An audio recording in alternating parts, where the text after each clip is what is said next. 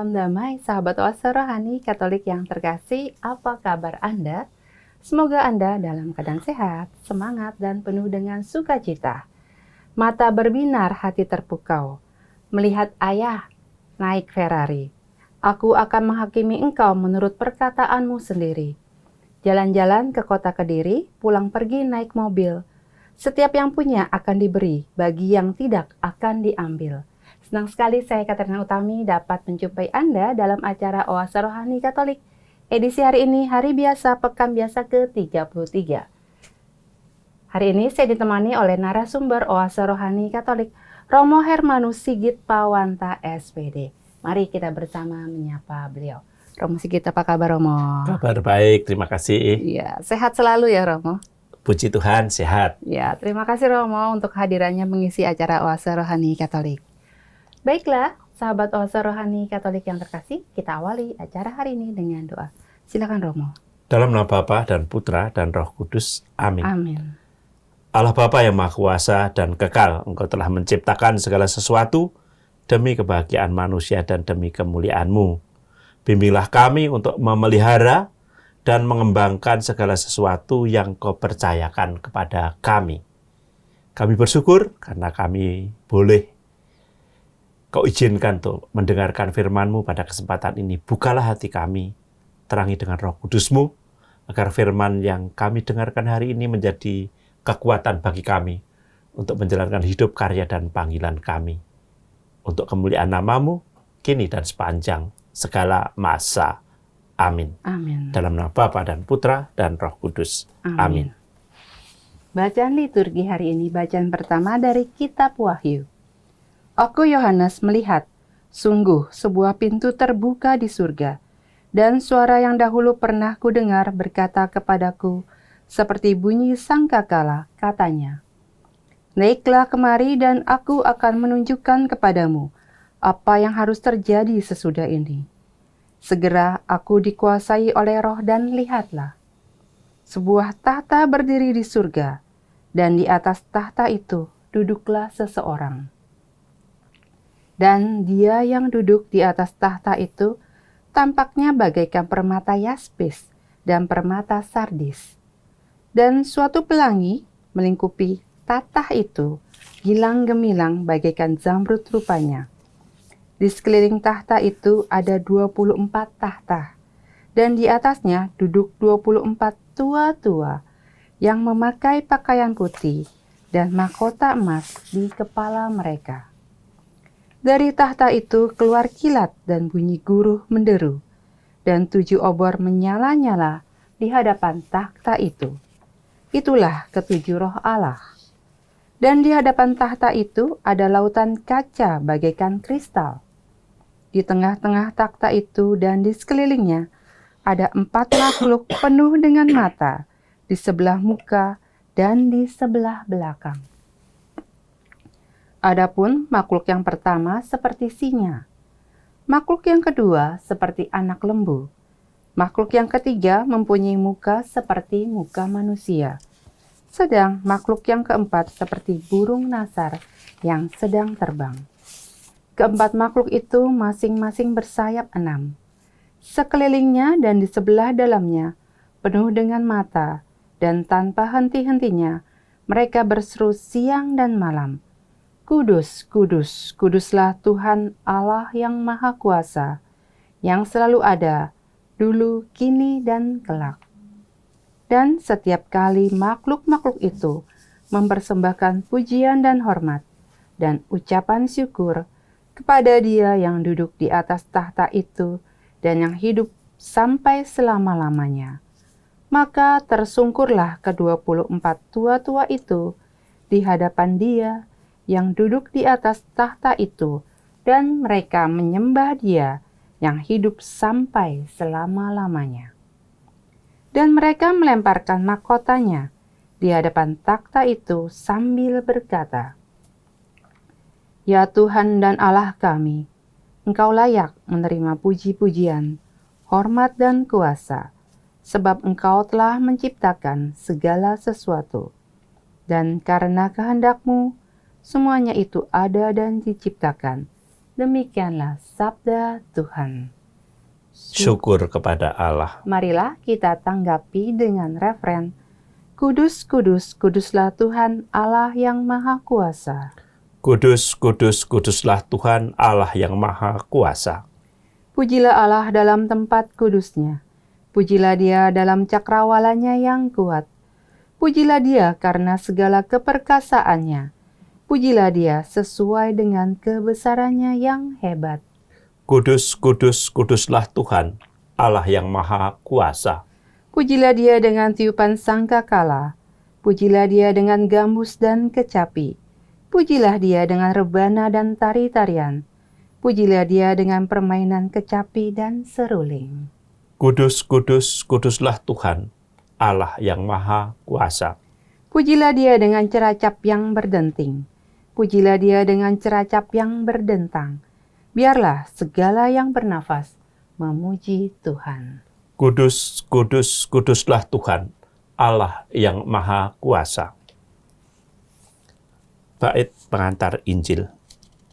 Haleluya, haleluya, haleluya, haleluya, haleluya, haleluya.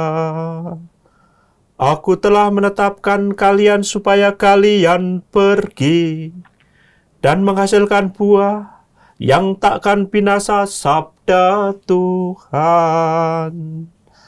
Haleluya, haleluya,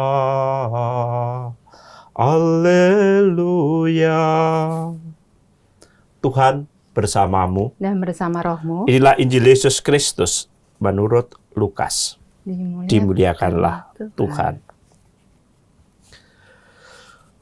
Pada waktu Yesus sudah dekat Yerusalem, orang menyangka bahwa kerajaan Allah akan segera nampak.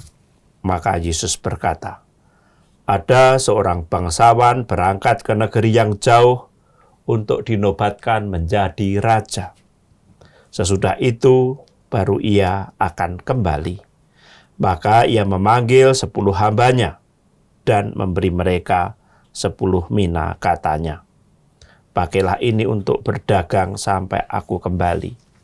Akan tetapi orang-orang sebangsanya membenci dia, lalu mengirimkan utusan menyusul dia untuk mengatakan, kami tidak mau orang ini menjadi raja atas kami. Dan terjadilah, ketika ia kembali, setelah dinobatkan menjadi raja, ia menyuruh memanggil hamba-hambanya yang telah diberinya uang itu untuk mengetahui berapa hasil dagang mereka masing-masing.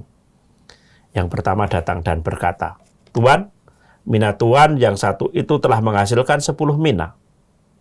Katanya kepada hamba itu, baik sekali perbuatanmu itu, hai hamba yang baik. Engkau telah setia dalam perkara kecil, karena itu terimalah kekuasaan atas 10 kota. Datanglah yang kedua dan berkata, Tuanku, mina Tuan telah menghasilkan 5 mina. Katanya kepada orang kedua itu, dan engkau kuasailah 5 kota. Dan hamba yang ketiga datang dan berkata, Tuan, inilah mina Tuan. Aku telah menyimpannya ke dalam sapu tangan, sebab aku takut akan Tuan, karena Tuan adalah manusia yang keras. Tuan mengambil apa yang tidak pernah Tuan taruh, dan Tuan menuai apa yang tidak Tuan tabur. Kata bangsawan itu, hai hamba yang jahat, aku akan menghakimi engkau menurut perkataanmu sendiri. Engkau sudah tahu aku ini orang yang keras. Aku mengambil apa yang tidak pernah kutaruh, dan menuai apa yang tidak kutabur. Jika demikian, mengapa uangku tidak kau berikan kepada orang yang menjalankan uang? Maka sekembaliku, aku dapat mengambilnya serta dengan bunganya. Lalu katanya kepada orang-orang yang berdiri di situ, ambillah mina yang satu itu dan berikan kepada orang yang mempunyai 10 mina itu. Kata mereka kepadanya, Tuan, ia sudah mempunyai 10 mina. Ia menjawab, aku berkata kepadamu, setiap orang yang mempunyai, ia akan diberi. Tetapi siapa yang tidak mempunyai, daripadanya akan diambil juga apa yang ada padanya. Akan tetapi semua seteruku ini yang tidak suka aku menjadi rajanya, bawalah mereka kemari dan bunuhlah mereka di depan mataku. Setelah mengatakan semuanya itu, Yesus mendahului mereka, meneruskan perjalanannya ke Yerusalem. Demikianlah sabda Tuhan. Terpujilah Kristus. Sahabat Oase Rohani Katolik yang terkasih, setelah kita mendengarkan bacaan liturgi pada hari ini, mari kita dengarkan renungan yang akan disampaikan oleh Romo Sigit. Ya, silakan Romo. Mbak Utami dan para sahabat Oase Rohani Katolik yang dicintai Tuhan. Hari ini saya akan memulai refleksi atau sharing saya dari bacaan Injil, bagaimana saya merenungkan, merefleksikan bacaan Injil yang tadi sudah bersama-sama kita dengarkan. Saya akan mulai dengan kisah cerita sekian puluh tahun lalu ketika saya masuk biara. Saya tinggal di novisiat, jadi tahun pertama itu novisiat. Kira-kira tahun berapa tuh, Mo? Itu tahun 85. Ya udah long time ago.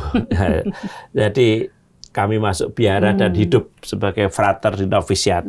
Dan apa yang sangat ditekankan oleh pembimbing kami, magister, Romo Magister, itu orang Polandia yang sangat baik, luar biasa, melatih kepercayaan, ya ketaatan, apapun nilai-nilai yang ditanamkan di biara itu, tapi dia memberi dengan contoh-contoh hidup yang sederhana. Dan satu kali, ini cerita, dia katakan kepada kami, para frater, saya mau pergi ke Surabaya. Itu hari Jumat, dia bilang tuh. Jumat sore nanti, saya akan ke Surabaya dan pulang Minggu. Jadi kalian atur di rumah, apa yang kita sepakati, kau jaga itu. Jadi kami atur, pimpinan pergi. Nah, seperti biasa, kami namanya juga frater ya, novis-novis, frater, anak-anak muda, baru lulus SMA katakanlah. Seperti biasa ketika pimpinan tidak ada, ya merdeka. Itu pesta jadi, ya Romo? Pesta, jadi kucing pergi, tikus berlari. Nah, semacam itu. Nah, apa yang terjadi, Romo itu ketika kami pagi, habis Romo itu memberi pengumuman, terus kami sekolah, kursus di biara sebelah, di Karmel waktu itu, jadi saya SPD, depannya itu Karmel, kami sekolah di situ. Nah, siang hari jam 11, setengah 12, kami pulang, dan apa? Kami ada kesepakatan. Karena biara kami itu di tengah kebun apel. Hektar, 1 hektar kurang lebih, luas pokoknya waktu itu. Dan ketika kami masuk, kami yakin bahwa Romonya kan sudah pergi ke Surabaya, lalu seorang frater langsung panjat persis. Ada pohon apel yang cukup besar di depan kamarnya Romo itu. Wah, kami mulai satu teman panjat, lalu kami teriak di bawah, itu yang besar, itu yang... Kesepakatan kami adalah apel yang boleh diambil itu yang sudah jatuh, itu berarti sudah matang, nggak boleh petik. Dan kami sebenarnya taat. Tapi waktu itu karena godaan itu lebih kuat, maka Romonya nggak ada yang lihat ya Romo? Nggak ada yang lihat. Lalu panjat pas teriak, mari ini. Ada yang namanya Robert, teman saya panjat ke atas lalu, mari Robert itu besar, itu turun, dorong, diambil gitu. Tiba-tiba pintu Romo keluar, jedlek. Aduh. Dan Romo itu keluar. Woi, kami langsung lemes tunduk begini. Romo itu hanya bilang, turun, Robert turun. Ayo teman-teman frater pergi ke kelas. Dan masuk kelas kami semua diam. Romo itu muka merah sekali, marah. Lalu, tapi beliau mencoba menguasai diri, dan ketika kami di kelas dia katakan, teman-teman, saya minta maaf, saya tidak jadi ke Surabaya karena mobil yang jemput rusak di jalan. Tapi saya mau katakan bahwa kalian menyalahgunakan kepercayaan. Oh, beliau mulai marah. Kami dimarahi karena tidak bisa dipercaya, tidak punya apapun integritas lah, bla bla bla bla. Dan akhirnya kami dihukum 1 bulan. Waktu tidur siang tidak tidur, cabut rumput. Nah, dihukum, mendapat hukuman. Nah, Mbak Utami dan para sahabat Oase Rohani yang dicintai Tuhan. Firman hari ini tadi kita mendengarkan bersama bagaimana seorang bangsawan pergi, kemudian dia mempercayakan kepada pembantu-pembantunya dengan uang mina untuk dikembangkan. Ada kepercayaan untuk menjaga, mengembangkan uang itu. Dan dia pergi. Tapi ternyata dia pulang sebelum waktunya. Nah, yang terjadi apa? Dari cerita tadi kita mendengar bersama bahwa ya ada yang mengembangkan uang itu. Dari 1 mina menjadi 10, ada yang menjadi 5. Tapi ada yang hanya menyimpan. Dan dengan mengembalikan uang itu, dengan sedikit mungkin emosi mengungkapkan isi hatinya dan kemudian membuat bangsawan itu marah. Apapun yang terjadi kita tahu di kitab suci tadi. Tapi yang menurut saya penting sekarang adalah apa pesan firman ini, Injil hari ini untuk kita. Relevansinya kira-kira apa? Atau apa sih yang mau Tuhan sampaikan kepada kita? Mungkin nanti sebelum Mbak Utami mau tanya ini itu, saya sampaikan dulu ini. Yang pertama, ada satu nilai integritas.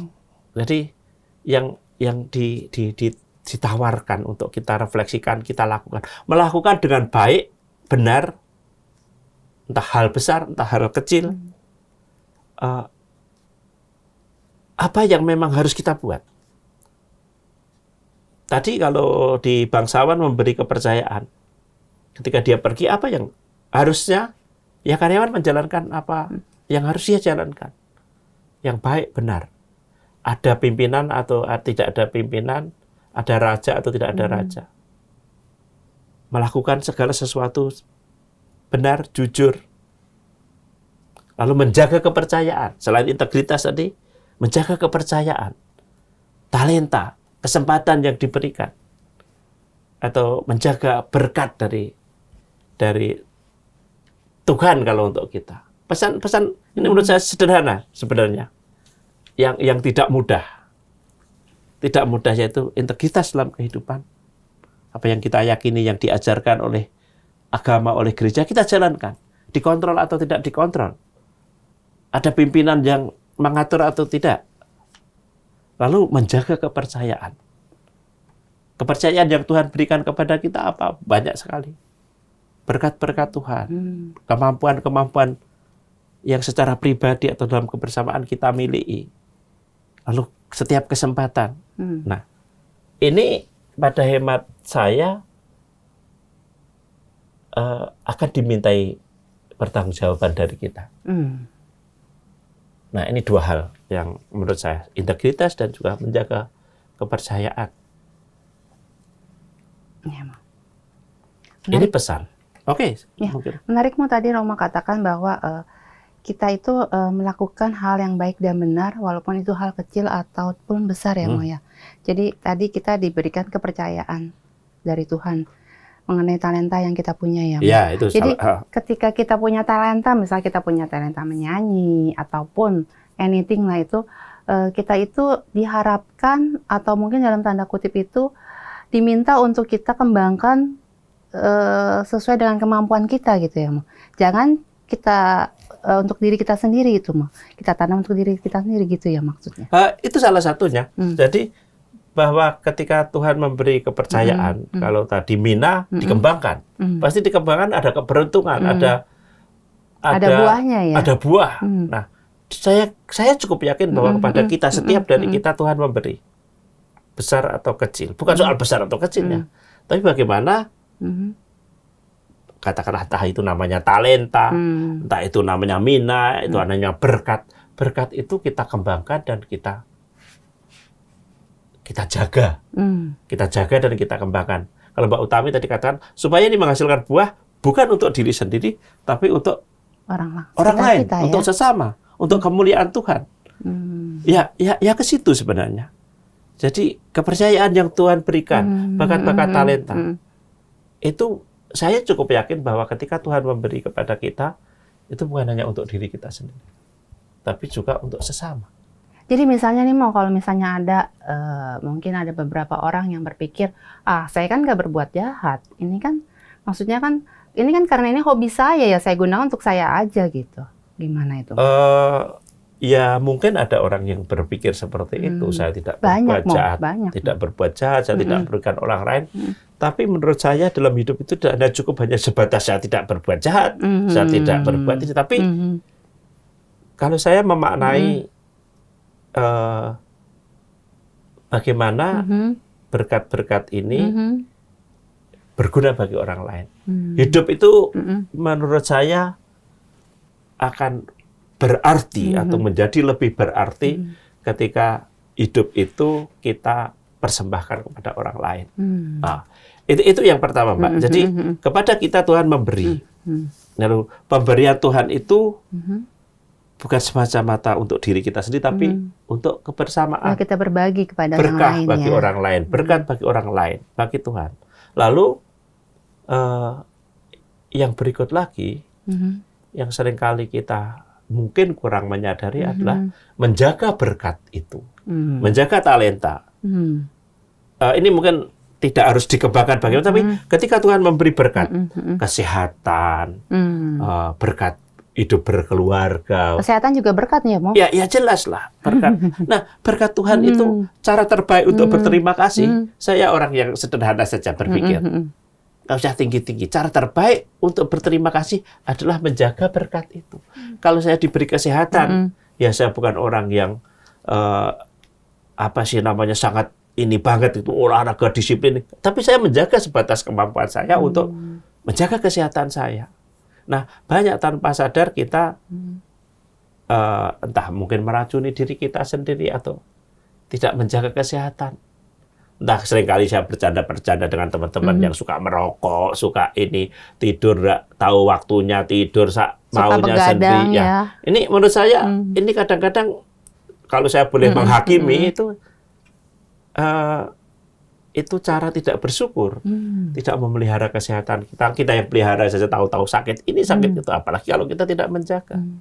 Semua menurut saya di apapun mensyukuri berkat, memelihara berkat itu adalah dengan tadi menjaga. Kalau Anda berkeluarga, cara terbaik bersyukur atas panggilan berkeluarga ya menjaga keluarga kita. Saya menjadi imam ya jatuh bangun jaga imamat hidup ini semacam itu. Jadi menjaga berkatnya itu sesuai dengan kemampuan diri sendiri ya, Mo. Ya. Dan panggilan dari masing-masing orang, Mo. Ya, panggilan masing-masing orang. Jadi orang biasa seperti aku dan teman-teman itu menjaga dalam hidup berkeluarga, para Romo juga menjaga dalam kehidupannya di biara, gitu ya, Romo. Itu cara mensyukuri berkat dan pasti Tuhan punya maksud ini diberi. Tuhan, saya yakin bahwa tidak menghitung hasilnya. Tadi dikatakan di perumpamaan 1 mina, 2 mina, 10 mina. Tapi bagaimana kita berjuang, bagaimana kita berusaha. Dan yang saya yakin di dalam hidup ini, Tuhan tidak menghitung hasil, tapi sejauh mana kita berjuang untuk bisa menghasilkan sesuatu. Ya, baik. Terima kasih Romo, seru sekali untuk renungannya di sesi yang pertama ini. Nanti kita akan lanjutkan di sesi yang kedua. Baiklah, sahabat Oase Rohani Katolik yang terkasih, kita akan lanjutkan nanti di sesi yang kedua. Tetaplah di tempat Anda.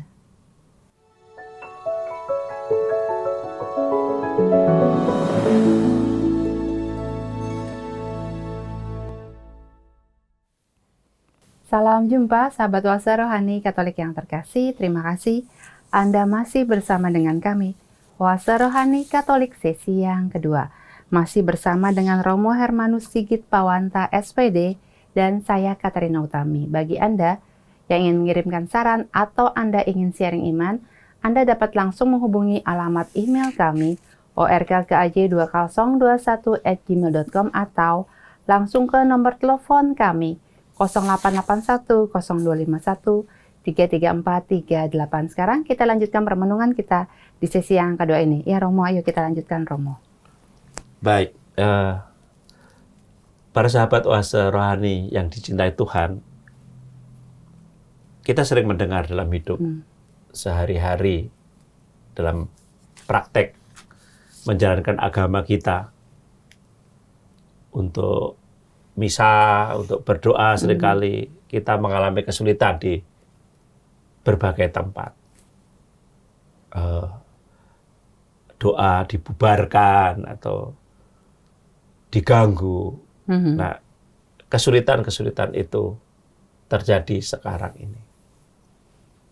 Jadi kadang ya seperti orang beriman kok jadi menderita mau menjalankan, mempraktekkan imannya itu.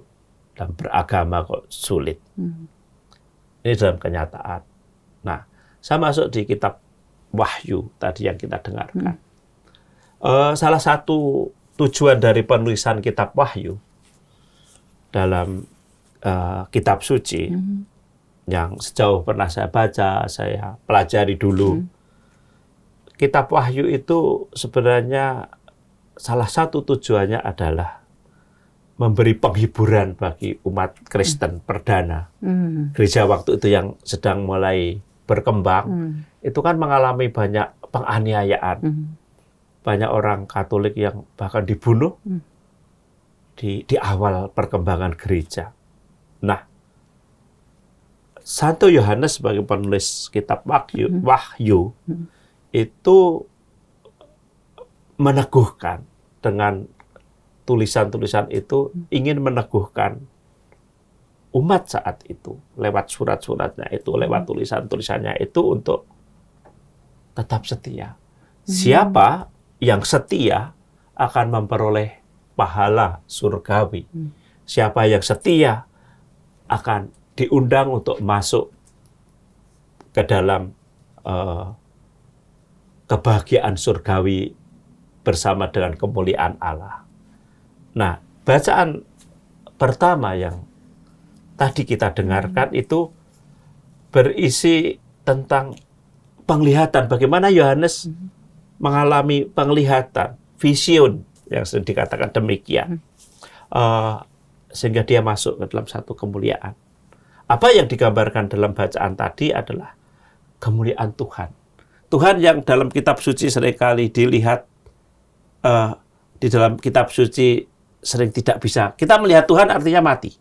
Maka tadi Yohanes hanya melukiskan gambaran dengan simbol-simbol. Banyak simbol tadi. Ya, begitu banyak simbol. Misalnya 24 tua-tua itu menunjuk kepada suku Israel, 12 rasul. Banyak sekali simbol dan sangat tidak sederhana untuk kita pahami. Tapi intinya teman-teman, saudara-saudariku dan Mbak Utami, bahwa di dalam bacaan tadi Yohanes mau menggambarkan ketika kita setia di dalam penderitaan mengikuti Tuhan, Tuhan akan menjanjikan kemuliaan itu. Kemuliaan itu sifatnya apa yang disebut eskatologis. Tidak sekarang, tapi itu akan terjadi di kelak setelah kematian kita, ada kehidupan baru, lalu digambarkan bersama Allah. Allah yang bermulia, Allah yang berdaulat, Allah yang tadi penuh kemuliaan sehingga orang memuji, memuliakan. Itu gambaran kekudusan Allah yang sekali lagi tidak bisa kita lihat, tapi itu digambarkan. Itu yang akan terjadi kelak, bersifat eskatologis. Dan itu tidak terjadi dalam realitas duniawi kita, tapi nanti akan terjadi setelah kematian kita. Maka kembali intinya di sini adalah bagaimana Yohanes mencoba meneguhkan iman gereja perdana umatnya waktu itu yang memang sedang mengalami penderitaan.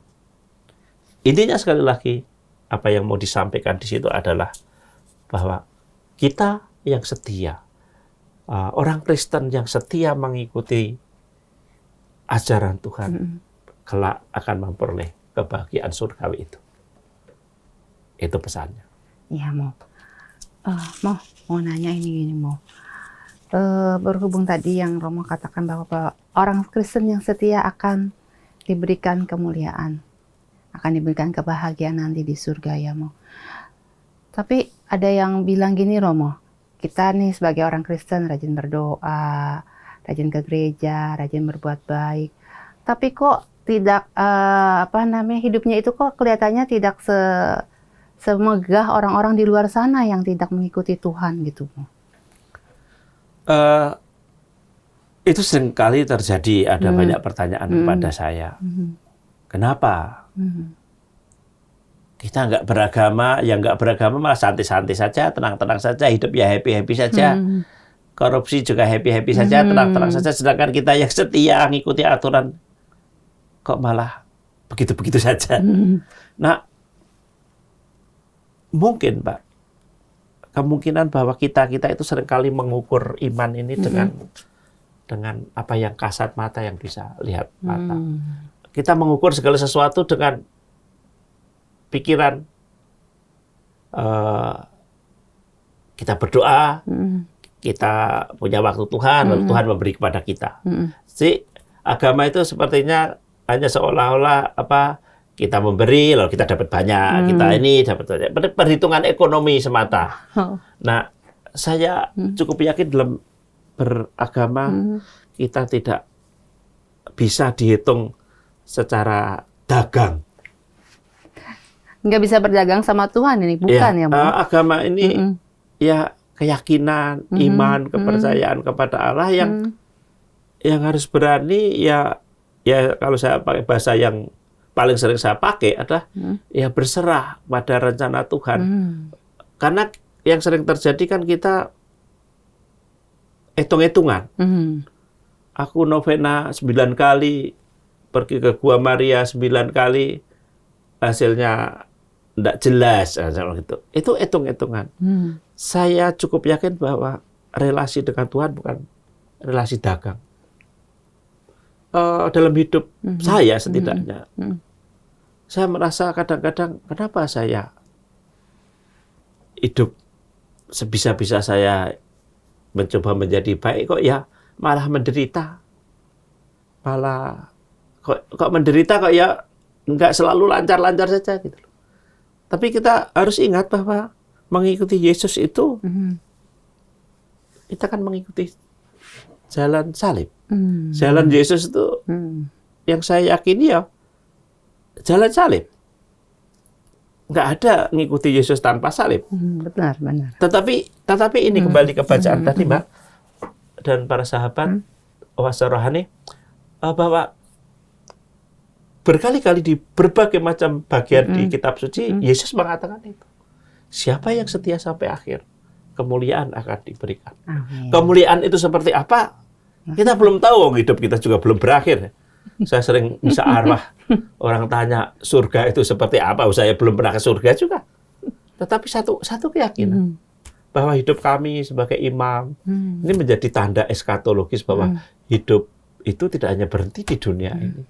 Maka saya berani hidup mungkin tidak normal. Teman-teman yang menikah berkeluarga, saya yakin bahwa dengan hidup biara ini menandakan dari sekarang bahwa akan ada kehidupan lain setelah kematian kita. Di mana nanti ada sukacita surgawi bersama Yesus yang kita imani itu. Dan para religius, para imam, soal itu menjadi tanda sebenarnya.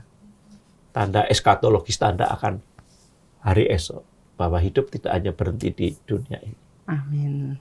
Nah, kembali ke penghiburan, nah, kalau saya ditanya, apa sih relevansi dari bacaan Wahyu sekarang ini? Yaitu tadi bahwa di dalam kehidupan, ketika kita bersama Tuhan, apapun penderitaan, kesulitan, jangan takut. Terus berjalan kepada Tuhan, dan pada satu titik nanti, kita akan mendapatkan penghiburan surgawi. Kemuliaan tadi yang Romo katakan. Kemuliaan itu. Jadi ya, bahwa kita di dunia sulit, di dunia berjuang ini, ya rasanya itu tidak bisa kita hindarkan. Karena itu jalan salib Tuhan ya, Romo. Iya, jalan Tuhan. Kalau Yesus katakan, panggil salib, ikut aku. Tidak ada Yesus yang katakan, kalau kamu jadi muridku, sukses, tanpa masalah, tanpa problem. Tidak ada toh? Nggak ada, Romo. Tapi jalan salib. Tapi ketika kita setia pada salib, nanti puncaknya adalah Golgota, kemuliaan. Haleluya. Puji Tuhan, amin. Iya, Romo. Romo, dari kedua bacaan ini, dari tadi yang renungan yang Romo berikan kepada kami, ada yang digaris bawahi untuk kami, Iya, Romo? mungkin saya akan garis bawahi mulai dari bacaan pertama kitab Wahyu sekali lagi, mengingatkan kepada kita. Kesulitan, penderitaan, apapun, ketika kita berjalan bersama Tuhan, ketika kita setia kepada jalan Tuhan, ajaran Tuhan, nanti kita akan memperoleh kemuliaan. Dan juga kita akan diberi kekuatan kalau kita sungguh-sungguh percaya. Lalu dari bacaan Injil, saudara-saudariku, para sahabat Oase Rohani, Anda dan saya diberi banyak berkat oleh Tuhan. Dan berkat itu, satu, harus kita syukuri. Dua, cara terbaik untuk bersyukur adalah memelihara berkat itu. Itu saja. Ya, terima kasih Romo untuk renungannya hari ini. Romo luar biasa. Untuk sahabat Oase Rohani Katolik yang terkasih yang mendengarkan renungan Romo hari ini, dapat bersyukur mendapatkan berkat dengan menjaga dan memelihara berkat yang Tuhan berikan ya Romo. Baiklah, sahabat Oase Rohani Katolik yang terkasih, kita akan tutup acara hari ini dengan doa dan berkat kasih karunia Allah melalui Romo Sigit. Marilah berdoa. Allah Bapa yang Maha Kasih, kami bersyukur karena kami boleh mendengarkan firman-Mu pada hari ini. Engkau mengingatkan kepada kami bahwa pahala surgawi menanti kami kalau kami setia mengikuti panggilan-Mu, menapaki jejak-Mu, ikut bersama Engkau, setia dalam iman kepadamu. Juga Kau ingatkan bahwa kepada kami Engkau memberikan berkat-berkat. Mampukanlah kami untuk menjaga berkat kami dan juga berjuang, berusaha mengembangkan sebatas kemampuan kami untuk kemuliaan-Mu dan juga untuk sesama kami. Berkati setiap usaha dan perjuangan kami dalam kehidupan ini. Semoga melalui kami, karya, tugas, pelayanan, panggilan hidup kami masing-masing, kami boleh memuji dan memuliakan nama-Mu. Dengarkan doa kami, kabulkan harapan permohonan kami demi Kristus, Tuhan dan pengantara kami. Amin. Tuhan bersama-Mu Dan bersama Roh-Mu, kita yang hadir di sini, juga mereka yang kita doakan, segala usaha dan karya kita dibimbing dan dilindungi oleh berkat Allah yang Maha Kuasa, Bapa dan Putra dan Roh Kudus. Amin. Sahabat Oase Rohani Katolik yang terkasih, demikianlah acara kita pada hari ini. Semoga apa yang telah disampaikan oleh Romo Sigit dapat menambah semangat iman bagi kita untuk menjaga dan memelihara berkat yang Tuhan berikan. Akhir kata kami berdua, Romo Hermanus Sigit Pawanta SPD dan saya Katerina Utami, pamit undur diri, sampai jumpa pada edisi Oase Rohani Katolik berikutnya.